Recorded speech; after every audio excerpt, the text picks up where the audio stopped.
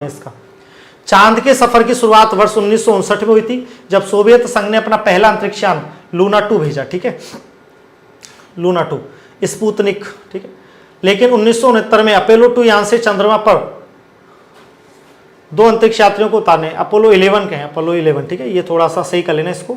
America ने कामयाबी हासिल की और चांद का सफर आगे बढ़ता गया। ये हम पढ़ चुके हैं। ठीक है, इसको मैं हटा देता हूं यहां पर, ये हम पढ़ चुके हैं दोस्तों इसके बारे में, और बहुत सटीक पढ़ चुके हैं, तो अब इसको छोड़ देना आप।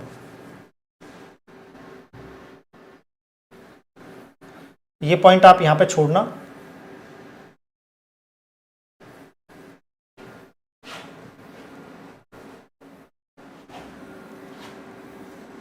ये लीजिए,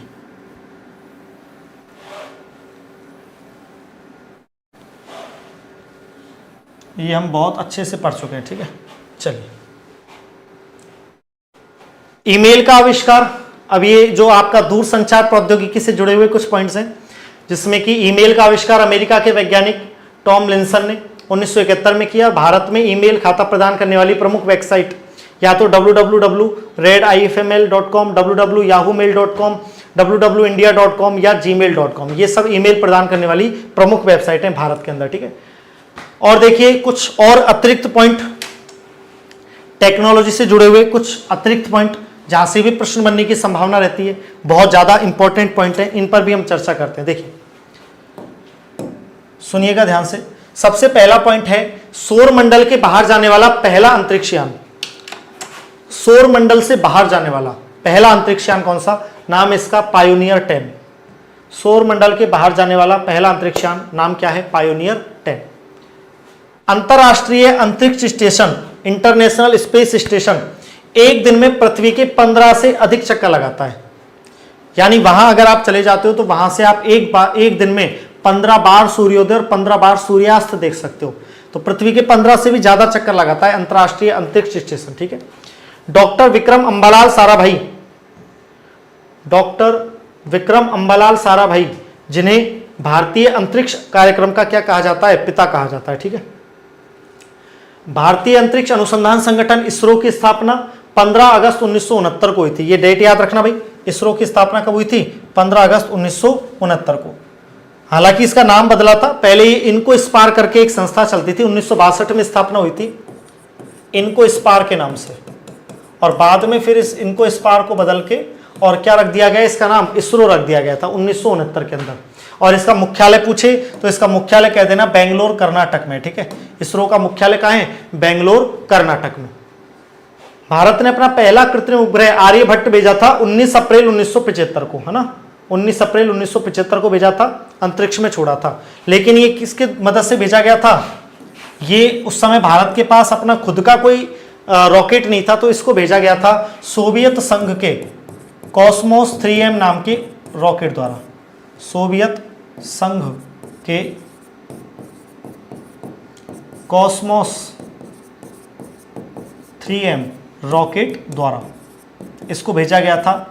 भारत का पहला कृत्रिम उपग्रह जिसका नाम है आर्यभट्ट।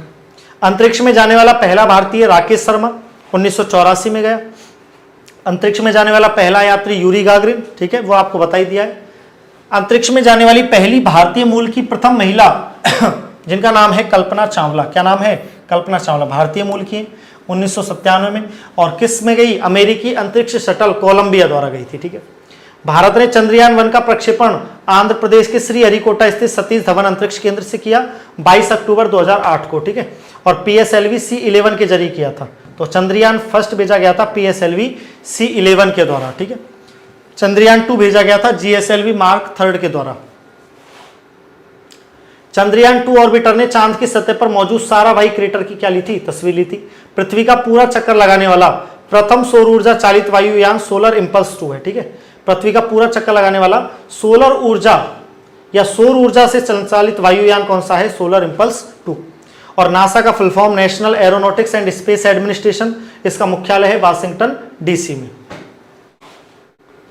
जूनो, ये जूनो याद रखना, जूनो ये नासा के द्वारा बृहस्पति ग्रह का अध्ययन, सबसे बड़ा ग्रह कौन सा है? बृहस्पति का अध्ययन करने के लिए अगस्त 2011 में प्रक्षेपित किया गया था। जूनो, अगस्त 2011 में जूनो याद रखना। ठीक है, और अंतरिक्ष शोध यान है। PSLV polar satellite launching vehicle, JAXA Japan की स्पेस एजेंसी है, जापान एरोस्पेस एक्सप्लोरेशन एजेंसी, और IRNSS Indian regional navigational satellite system, ठीक है ना, जिसको बाद में नाविक नाम दिया गया मोदी के द्वारा, अभी अभी पढ़ा हमने इसके बारे में। ASLV ऑगमेंटेड वेटेलाइट नहीं, सैटेलाइट का लेना, सैटेलाइट लॉन्चिंग व्हीकल।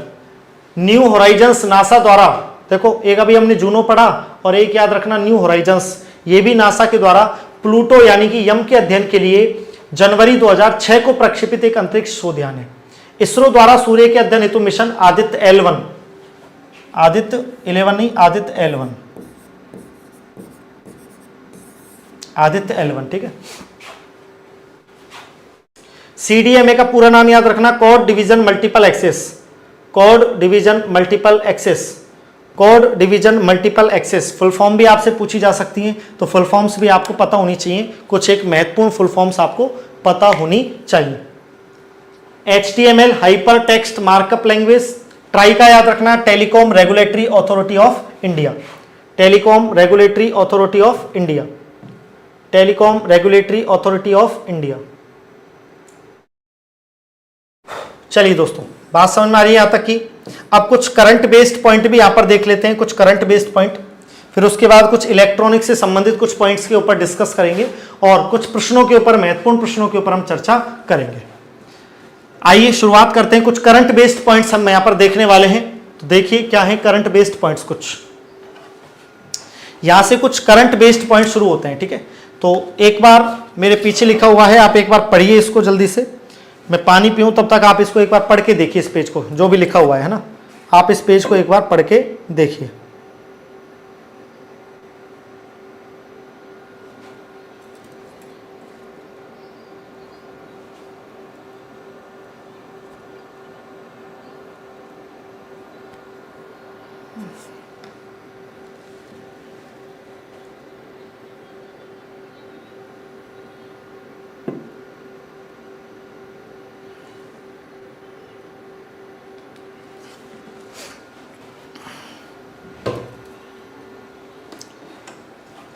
ये कुछ करंट बेस्ड पॉइंट हैं अभी 2025 से संबंधित, क्योंकि करंट में आपको पता है 2025 के ही पॉइंट आपसे पूछे जाएंगे, तो वहां से संबंधित कुछ पॉइंट्स आपके लिए लेकर के आया हूं, कुछ महत्वपूर्ण पॉइंट्स, इनके ऊपर भी चर्चा करते हैं ना।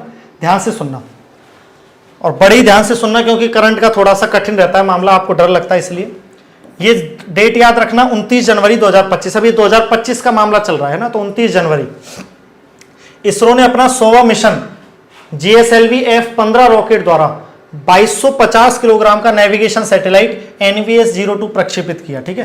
तो भारत ने, जो इसरो है अपना इंडियन स्पेस रिसर्च ऑर्गेनाइजेशन, उसने अपने 100वें मिशन में 2250 किलोग्राम का नेविगेशन सैटेलाइट NVS-02 प्रक्षेपित किया। और कौन से रॉकेट से किया, तो रॉकेट का नाम याद रखना GSLV F-15, GSLV F-15। आगे बात करते हैं, इसे सतीश धवन अंतरिक्ष केंद्र आंध्र प्रदेश, श्रीहरिकोटा आंध्र प्रदेश से प्रक्षेपित किया गया। ये तो आपको याद हो ही गए होंगे, ये आंध्र प्रदेश में कहाँ है, ठिकानी है, ठीक है।